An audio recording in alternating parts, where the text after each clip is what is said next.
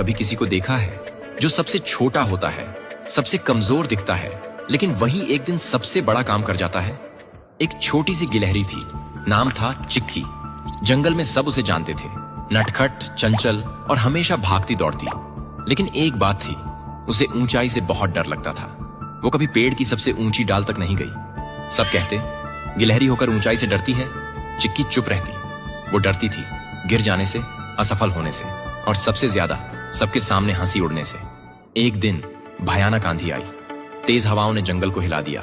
पेड़ कांप उठे और पत्ते डर के मारे उड़ चले। एक चिड़िया का घोंसला सबसे ऊंची शाखा पर था और उसमें उसका नन्हा बच्चा फंसा था।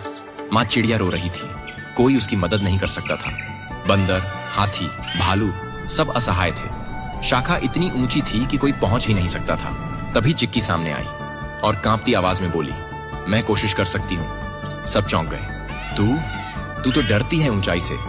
चिक्की ने सिर झुकाया। डरती हूं, लेकिन अगर उस बच्चे को कुछ हो गया तो मैं खुद को कभी माफ नहीं कर पाऊंगी। और फिर वो छड़ी, हर टहनी पर डर के साथ, हर झटके में उसका दिल कांपता था, लेकिन वो नहीं रुकी। आखिरकार वो पहुंची, बच्चे को धीरे से उठाया और एक एक टहनी पार करती नीचे लौटी। माँ चिड़िया ने उसे गले लगा लिया। जंगल में सन्नाटा था। फिर तालियां हो बजने लगी।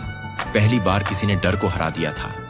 डर सबके अंदर होता है, लेकिन जब हम किसी और के लिए, किसी मासूम के लिए अपने डर से भी बड़े बन जाते हैं, तो हम वही बनते हैं जो हम बनने के लिए पैदा हुए होते हैं। चिक्की अब बस गिलहरी नहीं थी, वो जंगल की छोटी सी हीरो बन चुकी थी।